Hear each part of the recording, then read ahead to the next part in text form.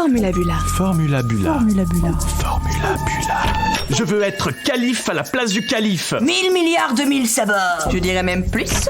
Pressez ce bouton écrit et dring. Je me sens bien, j'ai 50 ans, mais je me sens très bien. Ils sont fous ces Romains. Il y a ceux qui écrivent l'histoire et ceux qui ont besoin de lunettes pour la lire.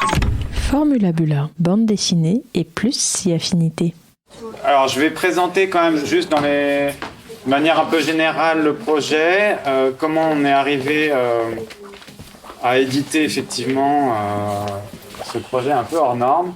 Donc, pour situer juste un petit peu grossièrement les éditions 2024, on est une maison d'édition née en 2010 avec essentiellement une attention portée à la création contemporaine. Donc c'est plutôt des jeunes illustrateurs.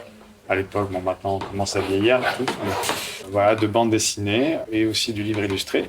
Et depuis sa création, parce qu'en 2010, on a quand même à cœur aussi de remettre à jour des projets, soit qui ont été un peu passés sous le radar ou qui n'ont plus été réédités. Donc on a eu une première édition de bande dessinée de Gustave Doré qu'on avait fait à nos débuts, puis on a poursuivi avec d'autres projets un petit peu étonnants et dans l'idée effectivement de boucher un peu les trous de l'histoire de la BD, parce qu'effectivement c'est une histoire où il y a beaucoup de production, mais en fait on oublie un peu ce qui s'est passé dans les débuts de la bande dessinée qui date du 19e. Et alors ce projet-là, c'est pas de la BD, on va vous présenter tout ça. Peut-être le plus simple, c'est de présenter un petit peu la découverte en fait de ce projet-là. Donc on remonte là à plus de 10 ans, en 2012 je dirais. Quelque chose comme ça. 2012, donc là ce que vous avez devant vous, c'est donc des livres anciens japonais qui datent du début du 19e. Et là on a déballé sur la table l'équivalent d'une édition complète et demie. L'édition complète sur laquelle on appuie notre livre, elle comporte 40 fascicules, un livre qui se présentent comme ceux que vous avez sur la table, et qui sont découpés en tranches de 10 livres. C'est pour ça qu'il y a des séries de couvertures qui sont de la même couleur, avec le même motif, qui correspondent à chaque fois à un moment de publication. La première série, c'est 1806, la dernière, c'est 1837. Donc comment on tombe sur ces images ? À l'époque, on farfouille assez régulièrement, ici ou là. On essaye de laisser traîner nos yeux pour découvrir des images qui ne sont pas dispo et sur lesquels on aurait envie de travailler. Et à l'époque, c'était un site internet qui s'occupait de patrimoine d'illustration et de bande dessinée qui s'appelait Coconino, qui était animé par des Angoumoisins. Il y avait un article Dragon Ball par Okusai qui a attiré notre curiosité et qui présentait comme ça des images de l'estampe ancienne, période Edo. Période Edo, c'est Hiroshige, Okusai, c'est les grands noms de ce qu'on associe à l'estampe japonaise. Mais en noir et blanc, qui présentait des combats, tout un bestiaire, des poules de feu, des trucs assez vivants et dynamiques qui nous ont intrigués. On tire le fil de ces images-là, on essaie de comprendre d'où ça vient, de quoi il est question. Et donc on finit par identifier cette édition, qui est une traduction en japonais au début du 19e, d'un des plus grands piliers de la littérature chinoise qui s'appelle La pérégrination vers l'Ouest. Et donc qui arrive probablement plus tôt que ça au Japon, sous forme orale, ça je te laisserai développer, mais dont c'est la première traduction complète, intégrale, illustrée, à une époque au Japon où le contexte éditorial étant hyper vivant, il y a un vrai appétit comme ça des lecteurs pour ces formats longs et feuilletonnants, et des libraires qui se lancent dans ce projet un peu fou, là, qui va s'étendre sur plus de 30 ans de publication, qui comporte donc 500 gravures en double page pour 250 images, avec 3 illustrateurs. Et voilà, donc on identifie ce livre, ce projet, on commence par aller voir le musée Guimet, pour leur dire, nous on est un éditeur de bande dessinée, puis en même temps ces images-là, elles nous paraissent hyper chouettes, il y a vraiment l'envie de travailler dessus, on ne sait pas trop par quel bout le prendre. On y voit quand même, sans que ce soit directement, ce serait vraiment abusif de dire que c'est l'origine du manga, mais par contre, on y comprend en tout cas toute la naissance d'un terreau visuel dans lequel il y a quand même des façons de faire, des façons de comprendre la compo, la dynamique d'image qu'on retrouve dans nos lectures plus contemporaines. Et donc le musée Guimet nous aiguille vers le grand spécialiste, le historien des livres de cette époque-là qui s'appelle Christophe Marquet, à qui on présente le projet et que le projet intéresse. Et puis du coup, par son intermédiaire, on rencontre une équipe d'universitaires qui vont nous aider à construire le projet éditorial, dont Evelyne et Delphine Mullard, Vincent Durand-Dastès et Xavier Gilbert, qui vient plutôt de la bande dessinée.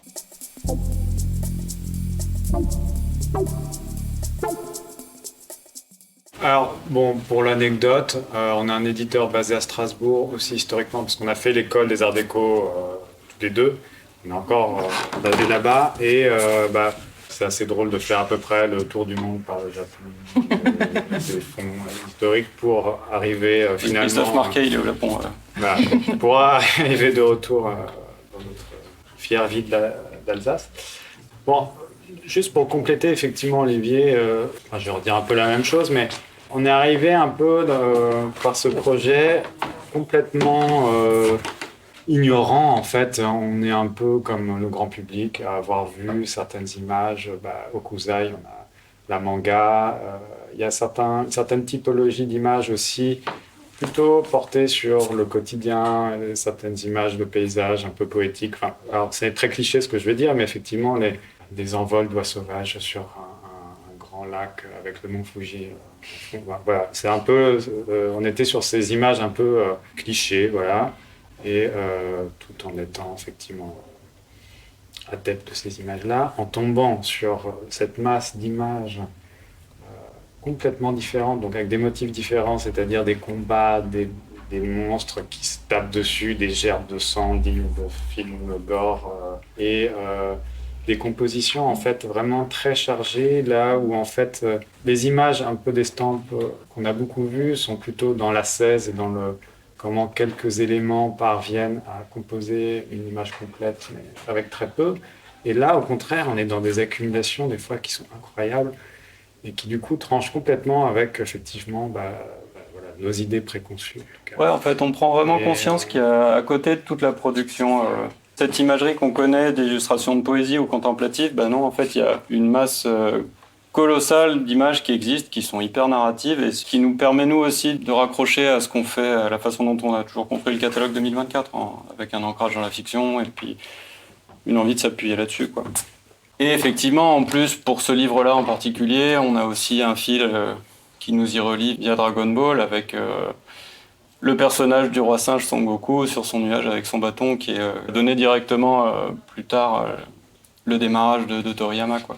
Voilà, c'est-à-dire que nous on est parti d'une sorte d'intuition géniale d'arriver effectivement quelque chose de complètement nouveau sur lequel effectivement on avait besoin de la même manière que l'histoire de la pérégrination vers l'ouest, c'est l'histoire donc du moine Tripitaka qui va se retrouver à devoir se lancer dans une grande odyssée et se trouver des acolytes pour ce voyage et l'épauler dans cette grande épopée. Voilà, on a trouvé un peu, au travers de quelques bonnes fées comme le musée Guimet qui nous a aiguillé vers Christophe Marquet, etc., se retrouver épaulé de personnes aguerries pour mener ce combat-là vers cette édition qui aura mis du coup à peu près... Ouais, ça fait un moment qu'on travaille dessus. Je dirais que le combat là-dessus, ça a d'abord été de déterminer quel objet éditorial on voulait construire autour. Donc là, vous aurez l'occasion de manipuler un peu les bouquins, vous verrez que c'est principalement du texte. C'est déjà une version abrégée du texte, mais c'est d'abord un roman, avec un peu d'illustration. Ce qu'on n'avait pas tout à fait perçu la première fois qu'on est entré en contact avec les images, parce que les textes n'avaient pas été scannés, et puis il y a déjà une telle masse d'images qu'on s'était... Et reprenant des personnages très identifiables, on pouvait quasiment suivre une histoire sans ça. Mais non, en fait, il y a 15 ou 20 pages de texte pour 5 ou 6 pages d'illus, par livre. Donc c'est d'abord un roman. Le texte, il existe en français dans une traduction d'André Lévy à la Pléiade, et ça fait 2 volumes. Et nous, c'était pas notre métier de nous lancer dans une édition complète du texte illustré qui aurait fait, pour le coup, 4 ou 5 000 pages. Ça n'avait pas de sens, c'était pas à nous de le faire. Et en même temps, ces images, elles prennent sens. Pour les rendre accessibles et compréhensibles, il fallait quand même les replacer dans un fil narratif, il fallait les replacer dans un contexte qui permet de les appréhender. Donc le choix qu'on a fait, après être passé vraiment par tout plein d'options différentes, ça a été de tout réunir, déjà de tout publier, c'est-à-dire de montrer toutes les images qui sont dans cette édition, de les réunir en un seul livre.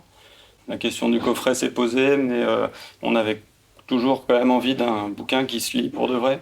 Et on a un doute sur les coffrets à cet égard. Et pour chacun des 100 chapitres qui composent l'histoire de la pérégrination vers l'Ouest, on propose un abrégé, un argument, donc un résumé de ce qui se passe dans le chapitre, en lien avec les images qui illustrent cet argument, ce qui permet du coup à chaque fois de situer l'image dans le contexte narratif, tout en ayant une lecture très brève du fil. Et par contre, on s'appuie autant sur les titres de chapitres que sur les noms des personnages, sur la traduction d'André Lévy, ce qui permet pour un lecteur qui serait curieux de faire le travail en entier, de lire le texte intégral dans la Pléiade et de s'y retrouver quand même facilement avec notre corpus d'images. Donc le livre, qui fera...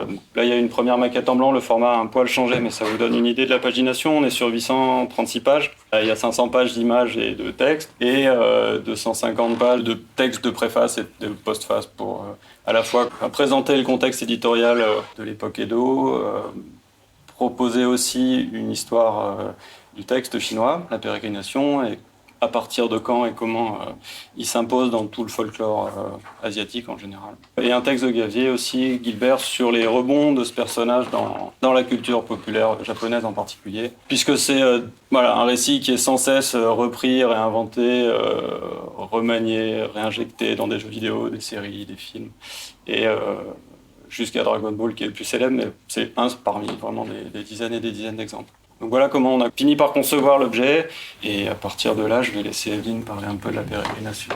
Moi, je vais peut-être faire comme vous. Donc, je suis Evelyne Le Signodoli, comme j'ai dit tout à l'heure, je suis maîtresse de conférence à l'Université de Strasbourg. Ma spécialité, c'est la littérature ancienne. Mais depuis longtemps, je m'intéresse au rapport texte-image pour comprendre comment sont conçus les récits au Japon. Et j'ai une autre collègue, également maîtresse de conférence à l'Université de Strasbourg, qui s'appelle Delphine Mullard, qui est historienne de l'art, et qui s'intéresse au rapport texte-image pour comprendre les images. Donc ça fait très longtemps qu'on se rencontre, même avant d'être collègues, en fait, on se rencontrait assez souvent, puisqu'en fait, on avait les mêmes objets par deux approches différentes. On a vraiment à cœur de présenter ce qu'est la matérialité du livre japonais à un grand public. Donc on le fait aussi dans nos travaux plus scientifiques, mais on essaye de le faire à un grand public aussi. Et notamment, on a fait 2 expositions ensemble à Strasbourg, où on a exposé des livres d'une collection alsacienne, et on a aussi emprunté quelques-uns des livres de la collection 2024, dont ce livre. Et je vais peut-être commencer par ça, mais quand on fait une exposition de livres, il y a un truc extrêmement frustrant qui est qu'on n'y pense pas quand on n'a pas essayé de le faire, c'est qu'un livre, ça s'ouvre. Donc quand vous exposez une double page, sauf si vous pouvez massacrer les livres de 2024, parce qu'ils ont fait eux-mêmes, donc on a pu un peu exposer plus de pages, mais globalement, vous exposez une double page comme ça. Et donc en fait, vous donnez à voir une image, mais pas un livre illustré. Et donc finalement, une des choses qui sont très séduisantes dans ce projet, c'est de pouvoir voir toutes les illustrations d'un livre. Ça déjà, c'est extraordinaire. Donc, comme l'a dit Olivier tout à l'heure, j'ai été contactée par Christophe Marquet, qui est un collègue de l'École française d'Extrême-Orient, qui est le plus grand historien du livre japonais en France, s'exprimant en français, et qui donc avait accepté de faire cette préface, une grande préface, pas si longue que ça, mais bien savante, qui situe l'existence de pourquoi un tel objet existe dans le contexte historique et éditorial de l'époque, qui resitue ça dans cette floraison éditoriale et notamment des livres illustrés du 19e siècle. Et donc, il m'écrit un beau jour comme ça en me disant voilà, je suis en contact avec un éditeur strasbourgeois qui souhaite faire ça et on a besoin de toi pour traduire les titres d'images et faire des résumés des chapitres. Donc, avec ma collègue Delphine, on a donc accepté. Et en fait, on était très heureuses, déjà parce qu'on est toujours heureuse quand on est en contact avec des livres anciens. Mais en fait, comme on est un petit peu opportuniste, on y a vu une opportunité magnifique de pouvoir un petit peu remettre l'histoire des illustrations japonaises à l'endroit. Parce qu'on a souvent une vision déformée de l'art ou de la littérature japonaise quand on est en France ou en Occident en général. Par exemple, beaucoup de personnes ne connaissent de la littérature japonaise que le haïku, qui est un genre tardif et finalement relativement mineur, alors que les genres majeurs, c'est plutôt la poésie classique ou waka. De même, pour l'illustration, quand on est en France, on connaît que les estampes de Hokusai. Et on se dit, l'art japonais, c'est ça. Alors que l'art japonais, c'est plutôt la peinture. La peinture sur livre illustré ou la peinture sur paravent. Et c'est plutôt ça le genre noble. Et quand on est dans l'impression, on n'est pas dans un genre noble, mais quelqu'un comme Hokusai, son métier n'était pas de faire des estampes, dont même en France, on sait maintenant que c'est quand même quelque chose d'assez mineur. Son premier métier, c'était ça, c'est-à-dire de faire des illustrations de livres. Et donc, de pouvoir dire ça à vous, c'est déjà un premier succès de cette édition. Et on voit qu'il y a toute une palette de technicité de gravure qu'on peut retrouver dans les estampes par ailleurs, mais qui est peut-être encore plus à l'œuvre dans ces illustrations-là. Donc elles sont peut-être moins plaisantes au premier abord parce qu'elles sont en noir et blanc. c'est plus séduisant de voir des estampes en couleur. Mais en fait, si on regarde la technicité de la composition de l'image, elles sont souvent plus inventives, plus variées. Bon, voilà pourquoi j'étais dans ce projet. Puisque là, on est en train de parler de métier et comment on a conçu les choses. Donc, ayant reçu cette mission-là, en fait, comme je ne sais plus lequel de vous deux le disait tout à l'heure, il existe une édition Pléiade en 2 volumes, une traduction d'André Lévy, qui est un grand sinologue. Donc, à partir de la version chinoise, il va falloir que je revienne pour expliquer ce que c'est que le contenu de ce livre. Mais je vous dis juste d'abord mon travail. Il y a eu une traduction à partir du roman chinois vers le français en 2 gros volumes de 1000 pages, Pléiade. Et dans ces 2 volumes-là, il y a des résumés qui existaient. Donc, à la limite, si Gallimard avait été d'accord, on aurait pu reprendre ces résumés-là. Et finalement, ce n'est pas le choix qu'on a fait en discutant, pour 2 raisons. La première, la plus importante sans doute, c'est que les résumés qui existaient dans le Pléiade ne faisaient pas forcément parler les images. Et puis, l'autre raison, c'était pour des goûts de lisibilité, de fluidité, on avait quand même envie de les réécrire. Et donc, on a imaginé qu'il y avait 2 façons d'entrer dans ce livre 2024, qu'il était en train de produire. Soit une lecture linéaire, on a envie de lire une histoire, donc cette grande aventure rocambolesque, donc on la lit en passant d'un résumé à un autre, chapitre 1, chapitre 2, chapitre 3, puis on regarde les images, on se fait plaisir en regardant les images, et on a une lecture linéaire. C'est tout à fait possible. Mais on a imaginé que peut-être que des lecteurs ne sont pas comme ça, et qu'ils ont tout à fait le droit de brouter les herbes du chemin et d'avoir une lecture un peu plus avec de la sérendipité. Et donc d'ouvrir au pif, de voir une image qui les amuse, de tourner d'autres pages, de voir une autre image qui les amuse, et simplement de ne pas être capable de lire ce qu'est cette image, ce qu'elle représente. Donc il y a des légendes, mais les légendes ne sont pas très parlantes. Et donc, on a essayé de rédiger les résumés de chapitres, toujours en se disant, si un lecteur arrive par hasard sur cette image-là, en lisant 2-3 résumés un peu avant, un peu après, est-ce qu'il va comprendre de quoi il est question? Et ça a été en tout cas notre intention, on espère qu'elle sera perceptible. Donc on a fait ça, on a travaillé donc sur du français, vers du français. On a un petit peu regardé le texte japonais quand on avait besoin, un petit peu avant, après l'image, pour être sûr qu'on comprenait bien le contexte de l'image. Mais globalement, on a travaillé sur du français. Donc là, c'est pas un travail de traduction. En revanche, là, on a pris les légendes existantes là-dedans, et on les a traduites en étant assez littérales. Et ces légendes d'images sont assez répétitives et assez simplistes. Donc nos traductions, on a fait pareil. Donc souvent c'est, par exemple, Son Goku assomme un monstre. Ou combat tel méchant. Mais c'est que ça. Donc on l'a traduite telle quelle. Donc ça sera peut-être un petit peu, un petit peu décevant pour le lecteur, parce que c'est pas des très beaux styles, mais on a respecté le fait que ces légendes d'images étaient très très simples. Donc voilà quel a été mon rôle dans cette aventure, donc avec Delphine Mullard.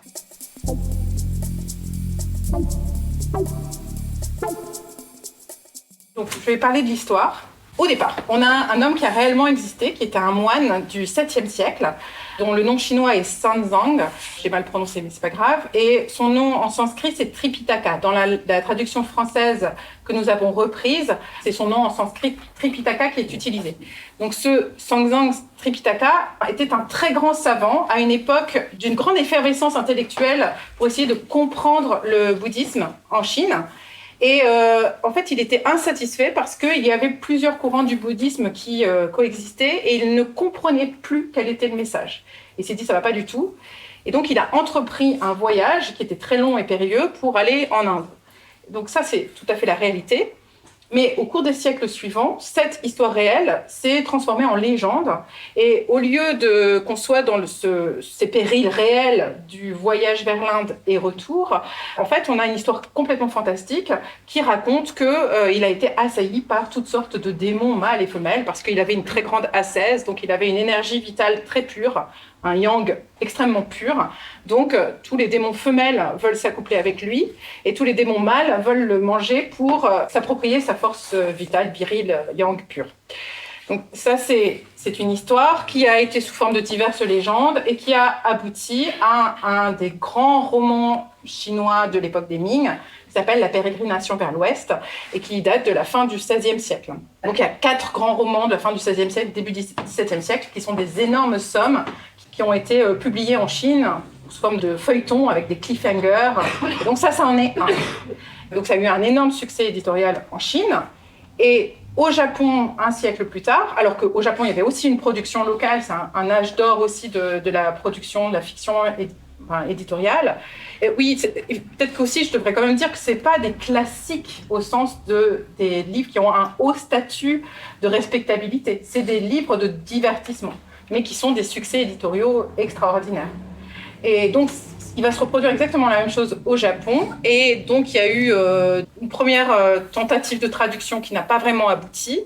Et au bout de 80 ans et 5 traducteurs différents, ils sont arrivés à faire un texte qui est une traduction abrégée en japonais. Et puis, donc début 19e siècle, mais ça a déjà été raconté, il y a eu une entreprise éditoriale pour faire des illustrations qui allaient avec. Et cette édition qui s'est développée sur 30 ans de temps avec 3 illustrateurs différents. Donc c'est vraiment toute une aventure aussi complètement rocambolesque, presque autant rocambolesque que celle de Tripitaka qui va chercher le texte bouddhique en Inde et qui revient, cette épopée éditoriale de ce livre au Japon. Et c'est ce que nous raconte Christophe Marquet dans sa préface. Et donc, juste pour finir aussi le contenu de l'histoire, donc l'histoire, globalement, c'est donc Tripitaka qui va en Inde et qui revient, sa quête réussi à la fin, malgré tous les périls. Mais ça occupe en gros les chapitres 11 à 100. Et en fait, le début, enfin surtout les chapitres 1 à 8, c'est un préquel. Voilà, je pense qu'il y a des gens de générations différentes, mais si vous êtes habitué à des séries Netflix, je pense que vous pouvez vraiment avoir la compréhension de ce que c'est. Donc si on considère que l'histoire de Tripitaka qui va en Inde et qui revient, c'est Breaking Bad, en fait, les chapitres 1 à 8, c'est Better Call Saul. Et qu'est-ce qui se passe dans ces chapitres 1 à 8 ? En fait, c'est l'apparition d'un singe, qui est au début un singe de pierre, qui devient un singe vivant, qui est désigné roi, et qui est un personnage complètement incontrôlable, parce qu'il veut devenir l'égal des dieux, il apprend plein de pouvoirs magiques, il commence à savoir se déplacer sur un nuage, notamment, et il est tellement insupportable qu'il est emprisonné par les dieux, qui n'en veulent plus du tout, jusqu'au moment où, pour les besoins de ce qui va être la quête de Tripitaka, allant chercher les textes saints, la grande divinité bouddhique qui est Guanyin en chinois, Kannon en japonais, va asservir ce singe un peu foufou et lui dire toute ton énergie, tu vas maintenant la mettre au service du bien et tu vas aider ce moine. Et en fait, ce moine va réussir cette quête grâce à 4 acolytes, 3 principaux plus un dragon transformé en cheval. Et donc les 3 acolytes principaux, c'est donc ce roi singe qui s'appelle en japonais Son Goku, qui va donner naissance au personnage que peut-être certains d'entre vous connaissent dans Dragon Ball Z, même si l'histoire est complètement différente, le personnage vient de là. Et 2 autres personnages qui sont des ogres, un qui a une allure de porc et un qui a une allure de démon des marécages, qui sont donc Son Goku, le porc, le démon des marécages, plus le dragon cheval, se mettent au service de la quête de Tripitaka. Et donc c'est ça que nous raconte cette histoire. Voilà. Ouais. Donc à partir de cette édition originale publiée du coup entre 1806 et 1837, dont voici les petits volumes, qu'on a d'ailleurs, pour l'anecdote, dû acquérir, parce qu'en fait, quand on a fait tout ce travail, effectivement, d'aller voir aussi le musée Guimet, etc., on ne peut pas non plus se présenter en tant qu'éditeur avec un projet éditorial, leur demander de dépioter, découper les éditions pour pouvoir les scanner. Parce qu'en fait, si vous voulez, on vous montrera, ce sont des volumes qui sont reliés avec une culture dans la main, mais pour des besoins de reproduction, en fait, on est bien obligé de les dépioter, c'est ce que Philippine expliquera ensuite. Et du coup, effectivement, on est parti, on a dû acquérir sur bêtement eBay, l'édition originale. Dans mon souvenir, c'est entre 1500 et 2000 euros qu'on avait payé la première édition complète. Et en fait, en la faisant venir, les séries étaient inégales en termes d'impression. Donc c'est aussi pour ça qu'on en a acheté une deuxième, puis la moitié d'une troisième, pour essayer de constituer comme ça une base dans laquelle on aurait le loisir de choisir quelle image est la mieux imprimée des 3 pour essayer d'avoir un degré constant, quoi. On va laisser Philippine enchaîner sur le sujet. C'est mon travail. Oui, donc là, ce que vous voyez, c'est les séries dont il parle, et ils sont en double ou en triple. Et donc mon travail à moi, notamment, ça a été Donc on a déroulé tous les livres. Ensuite, j'ai scanné tous les livres, sachant qu'il y en a plein et que... Donc c'est des feuillets qui s'ouvrent. Et il y a le texte aussi en transparence, donc il fallait mettre une feuille blanche pour pas qu'on voit le texte dans tous les trucs. Et en plus, j'ai scanné plusieurs fois parce qu'on a changé de scanner qui est devenu meilleur. Donc en fait, j'ai fait à peu près 1500 scans. Et ensuite, avec toutes ces images, il a fallu choisir laquelle était la mieux imprimée. Donc, au bout d'un moment, je commençais à connaître vraiment les éditions. Il y en a qui sont très bien imprimées, mais qui ont subi beaucoup le temps. Donc il y a des trous de verre où le papier est devenu jaune, mais l'impression est très très fine et c'est super, mais on ne peut pas forcément s'en servir, alors qu'il y en a d'autres où, à mon avis, le bois était peut-être un peu plus abîmé et les impressions sont plus grasses, mais on les voit mieux, le papier est mieux. Et du coup, il a fallu jouer avec tout ça. Ensuite, ce qui est bien, c'est que comme c'est des éditions en gravure, c'est les mêmes bois qui ont été utilisés a priori. Et donc, c'est exactement les mêmes images. Et sur Photoshop, on peut facilement faire des petits puzzles d'images. Donc, dans une des images-là, en fait, il y en a 3 là-dedans, quoi. Et après, il y a plein d'autres questions qui ont dû se poser pour faire de ces livres-là un seul livre. Et ça a été des questions techniques, par exemple le papier, comme c'est plein d'éditions différentes. Le papier, il n'a pas toujours la même couleur, il n'est pas la même qualité. Donc la question, elle s'est posée de qu'est-ce qu'on fait, est-ce qu'on montre à quoi ressemble le papier.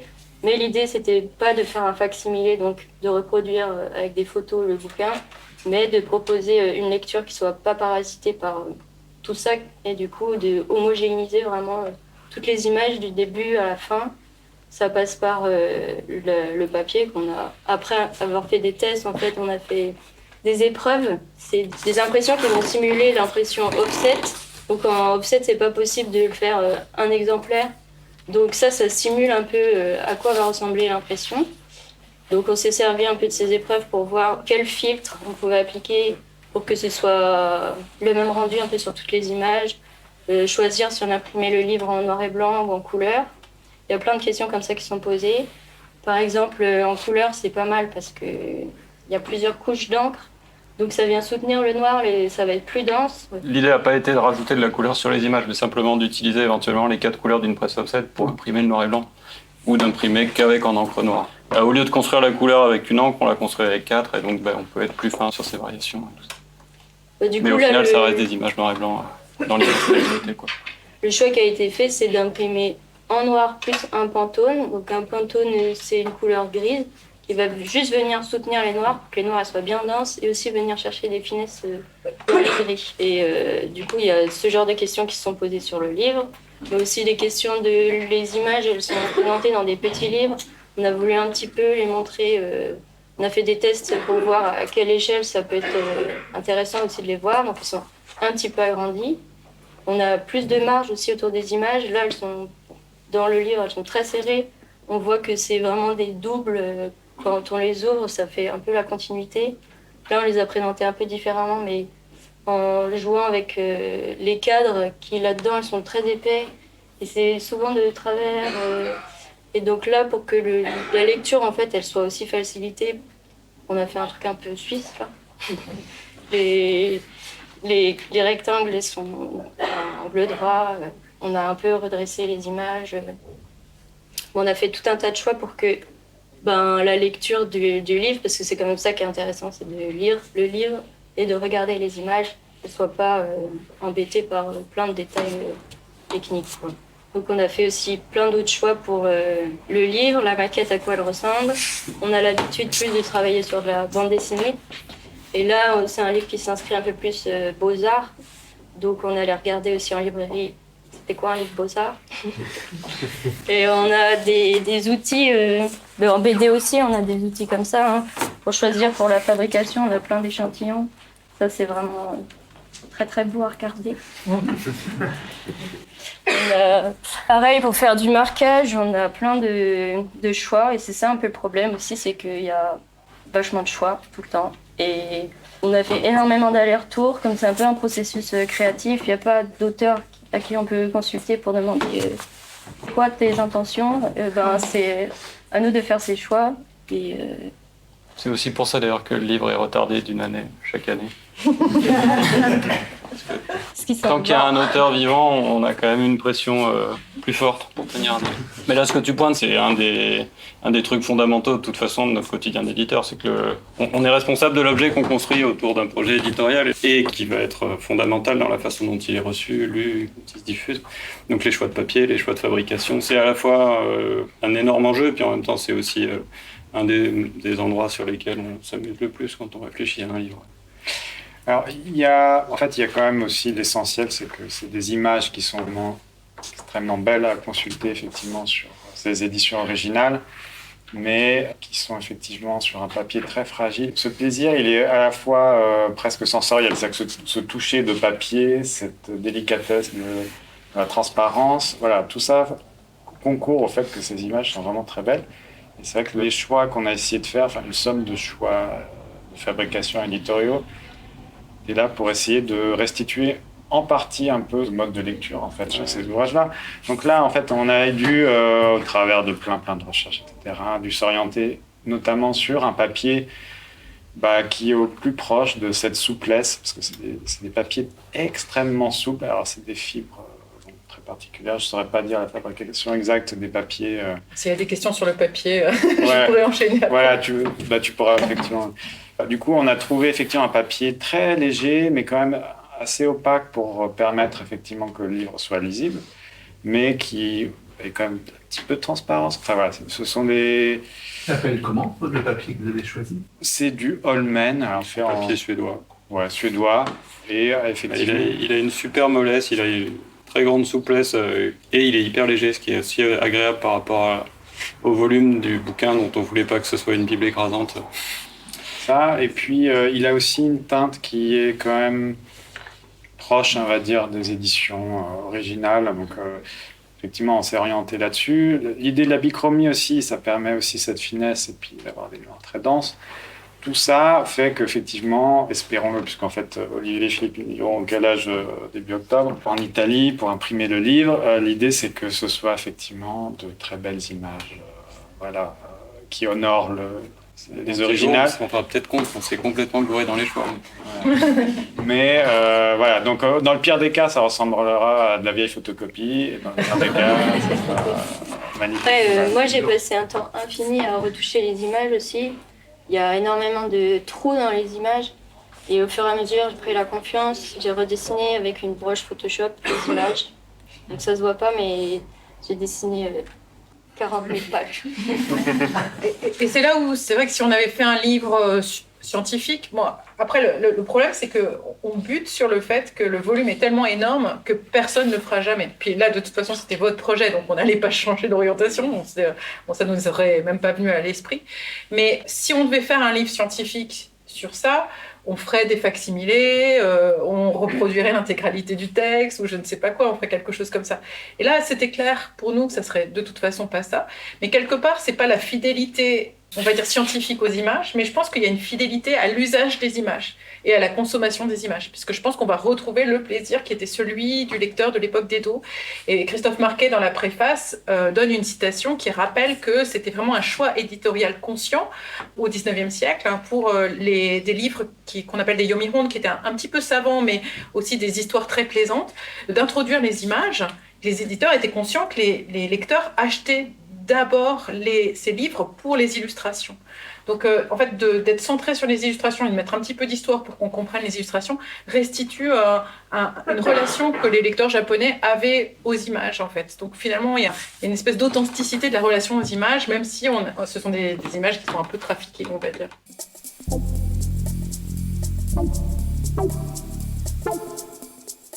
De la même façon d'ailleurs dont on a bossé sur les autres bouquins de patrimoine qu'on a fait, c'est-à-dire qu'on ne s'est jamais positionné en historien de la bande dessinée quand on réédite Doré ou des trucs qu'on a fait avec la BNF, mais plutôt de se dire ce livre tel qu'il a existé à l'époque, il n'était pas vieux, il n'était pas abîmé, et l'intention des auteurs, des éditeurs quand ils l'ont publié, c'est plutôt en essayant de se rapprocher vers cette intention-là qu'on tranche nos choix et qu'on se dit l'auteur n'avait pas envie que son image soit bouffée par des vers sur toute la partie gauche, donc on va les enlever, les trous de verre. Oui, j'ai eu rendez-vous avant-hier avec la nouvelle éditrice de la BNF, parce qu'on avait fait des coalitions par le passé, donc on en fait une nouvelle à venir. Et c'est vrai qu'à un moment, j'ai proposé, pour différents choix pour un projet à venir, qu'on réécrive le texte avec une autre typo, etc. Et qu'on fasse comme les autres livres. On a dit, vous avez fait quoi? Et effectivement, on n'avait pas conscience que sur les éditions précédentes, on avait fait un certain nombre d'interventions qui étaient au-delà de ce que qui était donc suffisamment juste dans l'impression pour qu'elle s'en rende pas compte. Oui. Bon. Mais en fait, oui, nous, c'est vrai que c'est ça, c'est la fidélité à l'usage, c'est-à-dire que mine de rien, la manière de lire, elle évolue aussi, et on essaye d'adapter un peu à la marge, effectivement, des petites choses pour essayer de faire en sorte que... Quand on dit réécrire le texte, on n'a jamais réécrit les dialogues ou quoi, mais simplement retaper, recaler une typo qui soit propre et carrée, et pas des caractères trop dansants, mais en étant sur des caractères qui sont très proches. Enfin, ça reste des ajustements complètement à la marge, et en même temps qui changent fondamentalement le rapport que vous, lecteurs, vous allez avoir avec. Tout d'un coup, tout un tas d'obstacles qui sont liés au fait que c'est du patrimoine, on essaye de les gommer au maximum pour respecter les enjeux du livre d'origine et en même temps permettre à un lecteur une lecture qui n'est pas une lecture scientifique, mais une lecture de plaisir. Parce que et c'est pareil sur ce texte-là, c'est-à-dire que quand on va... Nous, éditeurs qui sommes d'abord ancrés dans la jeune création ou d'autres choses, si on va vers ces bouquins-là, c'est pas seulement parce qu'ils sont intéressants historiquement, c'est aussi et d'abord parce qu'en tant que lecteur, on a envie de les lire et que c'est des choix d'histoire. Et du coup, cette intention-là, on fait gaffe de pas l'écraser sous un vernis comme ça, une sorte de coque qui pourrait ressembler à de la sclérose parfois, quoi. Alors après, je m'aperçois qu'on a cité plusieurs fois Hokusai et évoqué rapidement le fait qu'il y avait 3 illustrateurs dedans.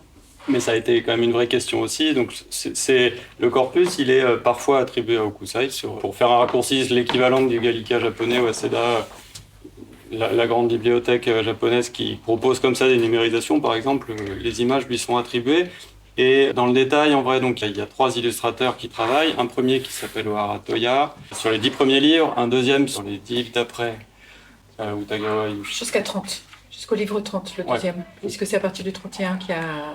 Et sur la fin, donc, les dernières images sont signées au Hokusai, mais à un moment où, en rentrant dans le projet, on s'est rapidement aperçu qu'en fait, c'était un moment où Hokusai, le vrai, avait abandonné son nom à son premier disciple. Donc c'est pour ça que nous, on les attribue à Katsushika Taito II, et qu'on n'a pas pu mettre notre gros bandeau Dragon Ball par Hokusai. En fait, c'est le principal disciple de Hokusai qui a hérité de son nom, qui est l'auteur des images des livres 31 Non, pardon, 21... Ouais, je crois que c'est 21 ouais, 21, 40. oui, mais Ouais, 21 à 40, excuse-moi. C'est les chapitres 54 à 100. Et d'ailleurs, je pense que vous vous rendrez compte que l'illustration change complètement, le style d'illustration change complètement. Et surtout, là, de 21 à 40, enfin, des chapitres 54 à 100, il y a moins d'illustrations par chapitre, mais elles sont beaucoup plus inventives. L'image sort du cadre, il y a une composition très dynamique. Il y a souvent la légende est incrustée dans l'image, comme si elle était écrite sur un poteau ou sur un nuage.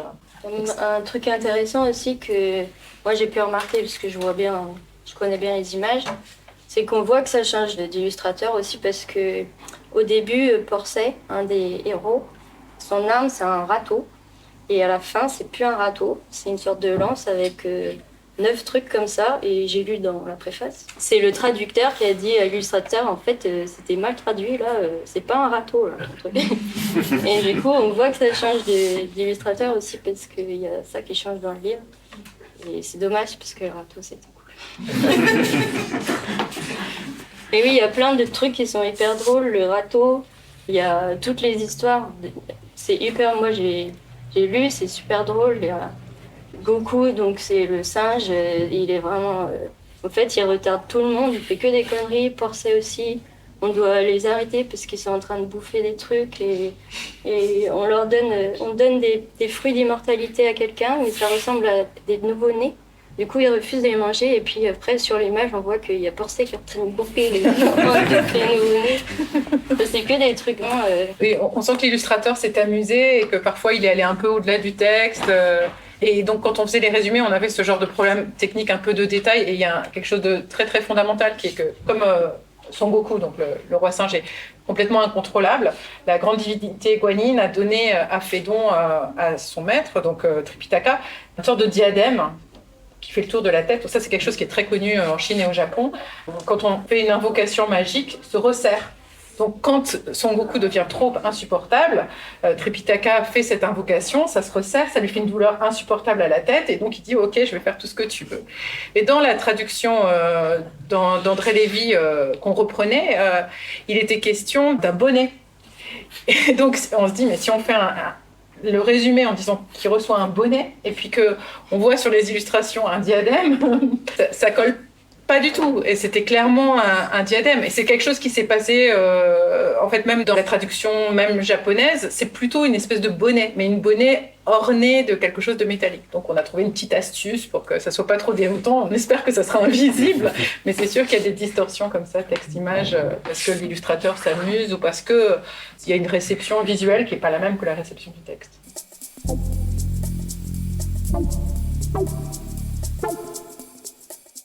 Juste pour quand même redétailler, bon là c'est la couve une simulation du livre qui paraîtra du coup mi-novembre en librairie. Ouais, si vous avez des questions, et je pense qu'il y a certainement plein de points qu'on a. On n'a pas esquivé au passage, pas soulevé. On n'a pas cité le nom de Vincent Durand d'Astès aussi, qui fait aussi une préface, qui est professeur à l'INALCO et spécialiste de littérature chinoise, et spécialiste vraiment de ce type de récit. Donc ça recontextualise bien aussi dans l'histoire de la littérature, l'histoire intellectuelle chinoise. Ouais. J'ai une question. En Chine, il y avait des éditions illustrées. Il n'y a que les Japonais qui ont illustré. Oui, il y a eu des éditions illustrées, et d'ailleurs dans le Pléiade... il y a quelques images, oui. Dans le Pléiade, il y a toutes les images de, sans doute, je suppose être l'édition la plus courante, et dans la préface du Pléiade, André Lévy rappelle tout ça. Et c'est vrai qu'elles sont moins marrantes. Elles sont très naïves, mais il y a, au tout début, les présentations des personnages, ça a été repris de l'édition. Voilà, oui. Alors Christophe Marquet explique ça très bien. En fait, au début de chaque série de 10, il y a une galerie de personnages qui présente les personnages qui vont être dans les chapitres suivants. Et la galerie de personnages de la première série de 10, donc du premier volume, elle est reprise d'éditions chinoises. Mais elles sont déjà beaucoup moins nombreuses, les illustrations chinoises. Elles sont très littérales et elles sont un peu naïves et elles sont beaucoup moins rigolotes. Mais dans les premiers chapitres des histoires de ce roi singe, qui devient le roi singe, il y a quelques illustrations japonaises qui reprennent, qui s'inspirent beaucoup des illustrations chinoises. Il devient le roi d'un peuple de singes qui habite près d'une cascade. Et cette illustration-là, on la retrouve. Enfin, c'est vraiment une espèce de traduction littérale de la même image. Mais après, on sent que les illustrateurs japonais se sont complètement... ils n'avaient pas de modèle, ou de toute façon, ils avaient envie de faire ce qu'ils avaient envie de faire. De toute façon, en termes d'édition, c'est un bouquin où chaque problème est colossal. Parce que sur la masse de pages, toutes les étapes que Philippine a parlé des 50 essais différents qu'on fait sur chaque fil, ça va très bien marcher sur 10 images, mais en fait, il faut être capable à chaque fois de le retirer sur l'ensemble. T'interviens sur le nom d'un personnage, oui, c'est ça, dans le texte, comme c'est 100 chapitres. Enfin, la correction, il faut... à toutes les étapes, par rapport à une structure comme la nôtre, ça a soulevé des problèmes d'échelle qui font que le temps a été long. En fait. Pour la correction, il faut aussi... il y a déjà une masse de texte solide sur les préfaces, mais qui mélange du français, du japonais, du chinois, du sanskrit. Et il y en a 3 sur les 4 que je suis bien incapable de lire. Et y compris les correcteurs avec qui on a travaillé dessus. Donc ça veut dire chaque fois repasser, soit par Evelyne, soit par Christophe. Enfin bref, c'est un livre dans lequel il y a eu énormément de sujets, et chaque sujet était assez nouveau, parce que comme l'a dit Philippine, c'est vrai que l'ancrage est dans la bande dessinée, alors que ce livre-là, il nous amène un peu sur les marges, quoi. En tout cas, et même s'il rentrera dans la librairie via le rayon bande dessinée, parce que le diffuseur est implanté là, il se retrouvera aussi au rayon Beaux-Arts, et on va travailler un peu à cheval entre des rayons. L'impression quadrillée, c'est un de ces problèmes. Là, on n'a pas du tout parlé de comment ces livres étaient imprimés à l'époque, d'ailleurs, en parlant d'impression, on a ramené des plaques ici. Mais donc, Tu veux que je fasse un petit point Ouais, tu veux le faire, toi vas-y, je t'en prie. C'est les éditions originales en gravure sur bois, puis je vais laisser Aline expliquer comment ça fonctionnait techniquement. Voilà, donc il y a... Alors, c'est pas un bois de la pérégrination vers l'ouest. J'ai essayé de l'identifier, pour l'instant, j'ai pas encore trouvé, mais c'est sans doute un récit édifiant sur une base bouddhique pour convertir les gens. Je pense pas que ça soit une œuvre majeure. Non, parce qu'ils ont dans leur collection une vie de Bouddha qui est illustrée par Hokusai le Vrai et qui est Donc nous, ma collègue Delphine Muller et moi, on est totalement fans. Les illustrations sont extraordinaires. Donc ça, c'est le teasing pour la suite. Bon, alors en Occident, je pense qu'on a tous appris que les caractères mobiles, l'impression à caractère mobile, c'est la modernité. Souvent, on apprend ça, enfin moi, en tout cas au collège, on apprenait ça comme ça autrefois. Je trouve qu'au Japon, il y a eu des caractères mobiles. Ils sont venus soit d'Occident, soit du continent, donc Chine-Corée. Et en fait, probablement des deux en même temps. Et c'était des caractères mobiles sur métal, donc, qui sont venus donc, vers le XVIe siècle. Donc ça a été connu au Japon, mais très vite on a abandonné ça. Donc la croissance éditoriale, le développement de l'imprimerie à vocation commerciale avec des masses de diffusion, de production colossaux, a commencé à trouver son essor au XVIIe siècle. Et à la fin du XVIe siècle, il y a eu de l'impression à caractère mobile. Et quand on a atteint des volumes qui étaient plus de quelques centaines d'exemplaires, on a abandonné les caractères mobiles pour revenir à ça, la planche de bois gravée. Alors, il y a plusieurs raisons qui sont invoquées. Et il y en a une, c'est justement l'illustration, parce que en fait, l'illustration et le texte comme ça, c'est la même technique.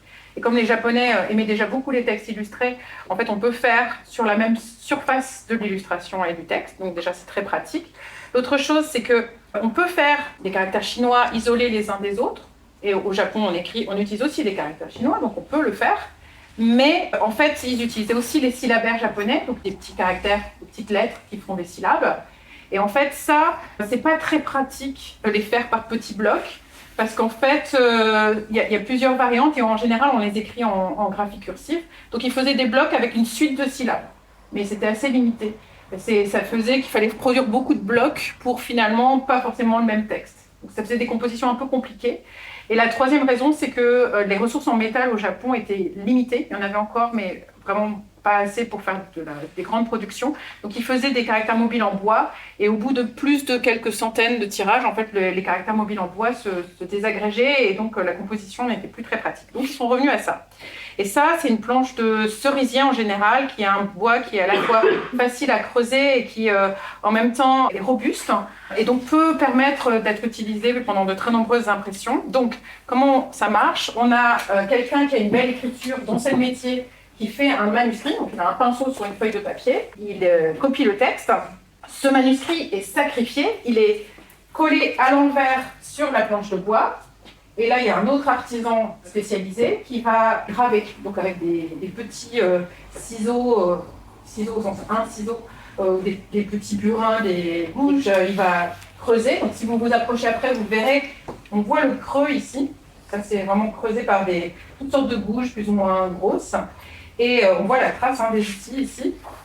Et donc après, on va venir ancrer la surface, c'est pour ça que je les vois commencer à être noirs.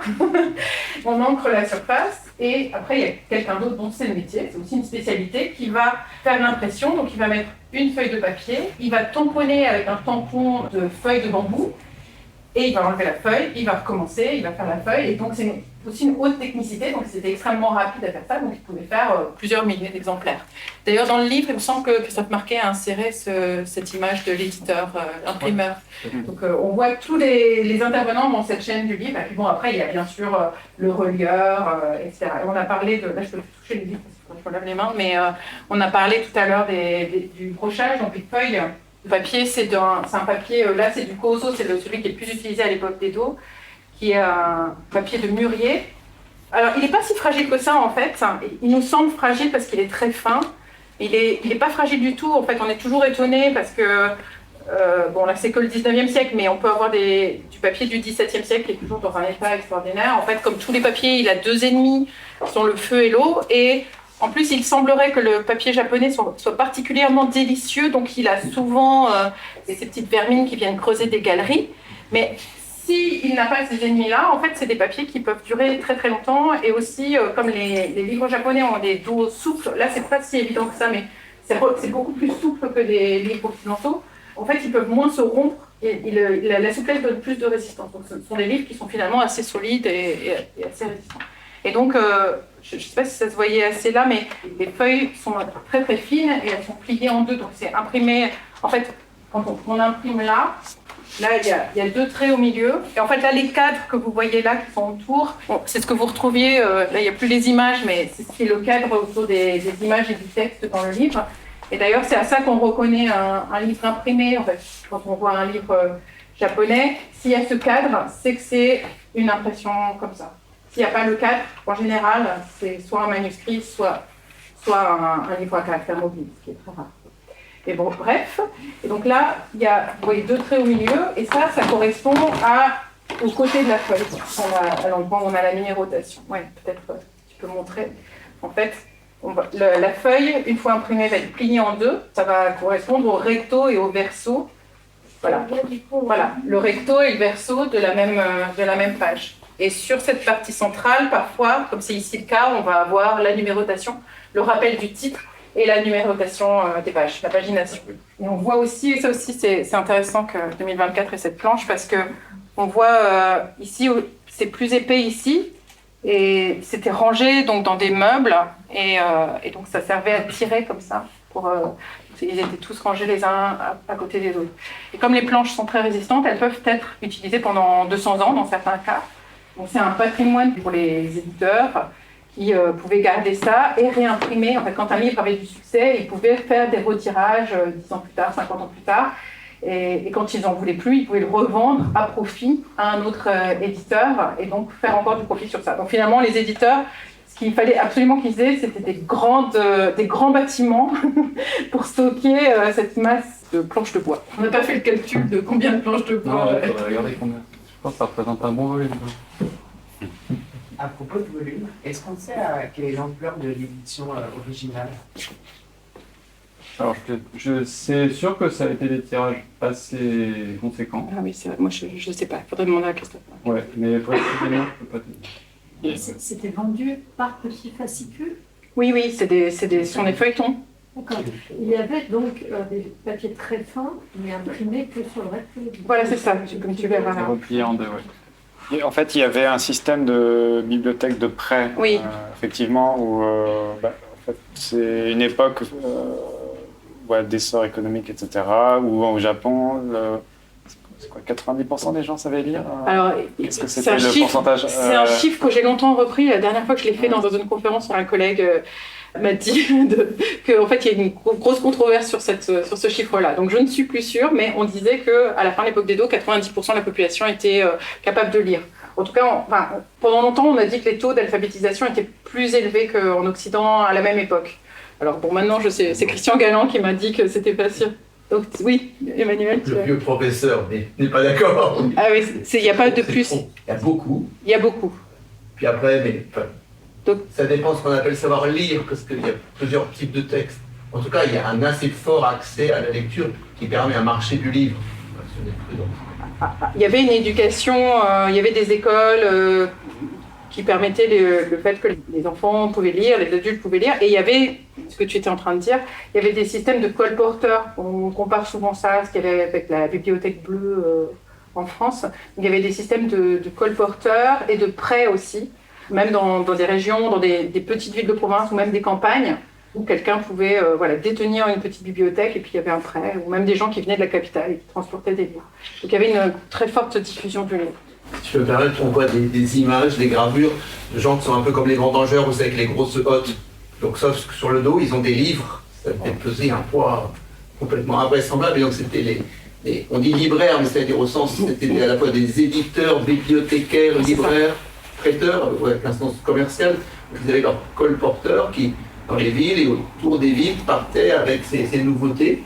Et justement, on voulait les fascicules suivants, donc pour très peu cher, ils prêtaient ça pour, je sais pas moi, 1 semaine, 2 semaines, puis ils repassaient 1 semaine après, et ils reprenaient le fascicule d'avant, et ils donnaient le fascicule d'après. Enfin, il y avait vraiment une passion pour la lecture d'une chose dans ce genre-là, par exemple. Emmanuel Losserand de l'INALCO, spécialiste de littérature, et mon professeur, que j'écoute toujours avec vous. Philippe a dit un truc sur la qualité différente des éditions. Il faut connecter à ce qu'a montré Evelyne. Alors ça, je peux peut-être rajouter un... Oui. En fait, mais d'une façon plus générale, je le disais hier, moi ce qui m'impressionne toujours, c'est que nous, on a notre savoir et on sait quand on cherche un livre, ce qu'on cherche comme qualité, et eux, en fait, ils ont leurs yeux de techniciens, et en fait, ils arrivent à voir les mêmes choses que nous. C'est toujours très impressionnant. Donc, comme je disais tout à l'heure, les planches elles peuvent être réutilisées pendant des décennies. Et à force d'être réutilisées, même si le bois est de très bonne qualité, en fait, ça commence à s'user. Donc, comme ça commence à s'épaissir. Tu disais, c'était gras, tu employais le terme gras. En fait, c'est que avec l'usure, les caractères vont être un petit peu plus épatés. Et comme c'est les mêmes planches qui sont utilisées, en fait, quand on cherche un livre, quand on cherche à faire l'acquisition d'un livre ancien, la planche va conserver la date. En général, il y a une datation qui est sur le dernier volume. Mais par exemple, là, on va dire c'est un livre de 1806, par exemple. Il y aura la date 1806, mais l'impression, elle peut dater de 1890, parce que en fait, on a réutilisé les mêmes bois. Et donc nous, quand on est historien du livre, on essaye de... On ne pourra pas faire une datation exacte, mais quand on va chercher à désigner l'antériorité, enfin si un tirage est antérieur ou ultérieur, on va regarder ça justement. Si c'est épaté, gras, c'est plus récent. Ou alors par exemple si c'est coupé, si on est sûr que c'est les mêmes bois et si c'est coupé à un endroit, dans le cadre par exemple, ou sur une lettre, sur un caractère, en fait c'est que forcément c'est une édition plus récente. Sauf que parfois il retaille juste un caractère puis il l'incruste à l'intérieur. Et donc voilà, j'étais très impressionnée de voir quand même dans votre acquisition, en fait, vous avez été capable de rechercher les tirages qui étaient de meilleure qualité ou de faire des choix d'images plus fins. Ouais.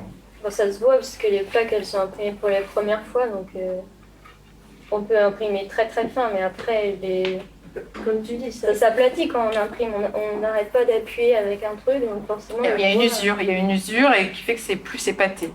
On remarque au passage la haute technicité des graveurs, et donc en fait même l'existence de ces livres ou même des estampes de Hokusai était possible, pas seulement grâce au talent des personnes qui avaient fait le dessin préparatoire ou le texte préparatoire, mais du graveur qui va être capable de faire des gravures de moins d'1 millimètre, un demi-millimètre, parfois un quart de millimètre d'épaisseur, en gravant sans découper le caractère. C'est pour la lecture de l'époque, l'histoire était dans la folklore, parce que le singe, moi ça me fait penser à Hanuman, le dieu hindou, qui est le singe qui ne connaît pas ses forces parce qu'il faut le contenir et après il fait des miracles et des trucs comme ça. Pour eux aussi c'était déjà exotique, parce que c'était un micmac de choses, de cultures différentes. Est-ce que ça il était surprenant à l'époque déjà l'histoire même, quoi, le contenu? Oui. Alors, les singes font partie du folklore, de toute façon, que ce soit en Chine ou au Japon, il y a des singes. Après, Vincent Durand d'Estes dans une préface, il rappelle bien ça, le folklore lié aux singes. Alors par contre, le lien aux légendes hindoues, c'est une excellente question, parce que oui, ça ressemble beaucoup, mais je ne connais pas bien. Je vais essayer de me documenter, je vous remercie pour cette question. Je ne sais pas très bien le lien entre cette légende hindoue et ça qui a été repris en Chine. Après... cette histoire-là, elle a été connue, je pense, au Japon via les premières traductions, donc au XVIIIe siècle. Il y avait d'autres histoires de singes facétieux qui existaient, mais cette histoire-là en tant que telle, je ne sais pas si est-ce qu'elle était vaguement connue. Il y a eu des savants des études folkloriques qui ont avancé l'hypothèse que c'était à l'origine d'une autre légende qui existe au Japon, qui est très populaire, qui s'appelle Momotaro, d'un petit garçon qui est très fort. Alors c'est pas l'histoire du singe, mais le motif ou la structure du récit est très similaire à celle-ci, et ça serait probablement plus vieux que l'arrivée de ce roman au Japon. Alors la filiation est contestée, mais toujours est-il qu'il n'est pas impossible que des versions orales différentes ou des versions écrites différentes aient existé antérieurement à l'arrivée de ce roman au Japon. Voilà, je ne sais pas si je réponds à la question. Sur la filiation avec les légendes hindouistes, c'est un peu différent parce que c'est comme un dieu, des trucs comme ça, mais c'est pas un roi, mais c'est quand même le singe qui a des pouvoirs, il faut le contenir parce qu'il fait n'importe quoi, mais en fait finalement il a la force brute, mais du coup quand on lui cible bien, et puis il est très fidèle, et il veut tout, voilà, donc c'est exactement ça. Le motif, il y a l'archétype visiblement d'eux, sauf que donc ça c'est très classique dans le hindou, que ce soit en Inde ou plus sud encore. Donc voilà, on a un donc on reconnaît le personnage. Non, mais comme c'est le Bouddha en fait. Donc si le bouddhiste il est allé voyager, il a peut-être ramené cette histoire. C'est pour ça que je posais la question, est-ce que pour les lecteurs c'était quelque chose d'exotisme ou est-ce que c'était déjà intégré dans Question qu'on posera à Vincent Durand d'Astès, qui est le grand spécialiste de la figure du singe. Mais c'est vrai que dans Je me renseignerai pour pouvoir répondre à cette question si on me la repose une autre fois. C'est vrai que Vincent Durand d'Astès, il aiguille vers pas mal de différentes légendes qui coexistent en Chine. Plutôt. En Chine, avec notamment la légende, on raconte que un prêtre bouddhiste jouait tous les jours aux échecs avec un vieux gibon tous les matins. Enfin, c'est ce genre de croyance un peu magique qu'il y avait effectivement dans la Chine du Moyen-Âge. Bon, c'est vrai que du coup, effectivement, là, ça donne l'impression effectivement qu'il y a dû y avoir quand même des passerelles évidentes. Mais de toute façon, quand on commence à creuser dans ce récit, en fait, comme il y a beaucoup de choses symboliques par rapport aux 5 éléments de la géomancie chinoise, il y a beaucoup de références au taoïsme, aux différents courants bouddhismes, aux querelles entre les taoïstes et les confucianistes qui font des espèces de battles, de défis. Par exemple, il y a un roi qui est malade, il faut le guérir. Alors, qui est-ce qui va mieux le guérir? Donc, c'est à la fois très drôle et en même temps, si on commence à creuser, en fait, on se rend compte que sans doute il y a un substrat des différents courants de pensée ou des différents courants religieux de l'époque. Donc, qu'on développe pas du tout, nous, pour le coup, dans ce livre-là. Donc, ça va être peut-être des développements ultérieurs dont s'empareront d'autres personnes. En tout cas, par rapport à la base du bouddhisme, quelques éléments de base du confucianisme, bien sûr, il y a un substrat qui existe et qui était beaucoup plus familier aux lecteurs japonais que pour nous aujourd'hui en France, évidemment. Mais en même temps, en fait, il y a une grande constante du livre japonais à l'époque d'Edo qui est que les gens lisent de la fiction pour leur loisir, pour s'amuser, mais aussi pour apprendre quelque chose. Et ce côté-là de on dissémine des petites connaissances à gauche, à droite, c'est quelque chose de constant dans le plaisir de la lecture de l'époque d'Edo. Alors même si c'est chinois, je suppose que c'était un peu pareil dans la Chine des Ming, mais en tout cas, donc est-ce que c'était nouveau, pas nouveau? Je pense qu'ils apprenaient des choses, ou ils vérifiaient des choses. Par exemple, il y a la liste de tout le canon bouddhique, à la fin de tous les livres du canon bouddhique, ou la liste de tous les Bouddhas. C'est des choses, voilà, ils ne les connaissaient pas par cœur. Donc en lisant, ils s'amusent et puis ils lisent des espèces de catalogues qui leur donnent une petite culture générale.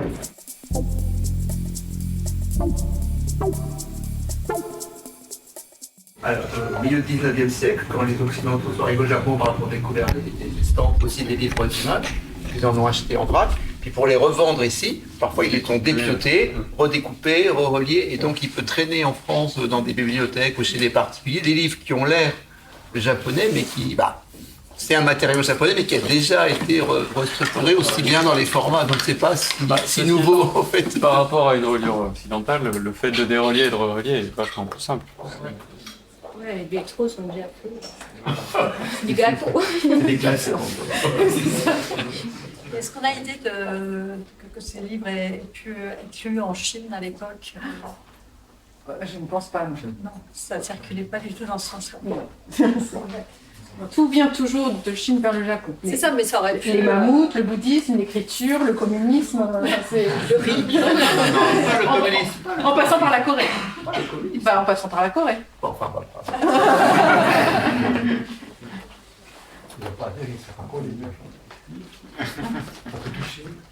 Alors, oui, le truc qui est important, c'est de pas les mélanger. Ils sont sur un blister. Donc nous, on s'est séché à... Remettez au même endroit. Ouais, c'est ça, remettez-les bien au même endroit, ça nous permet donc, avoir les mains propres, pas de bijoux en général. Et normalement, on conseille de les manipuler par le haut, une page à la fois, et en laissant sur la table. Et pas, on peut ouvrir, mais il ne faut pas mettre les doigts. Ah tiens, il y a un truc là, puis tricoter les illustrations.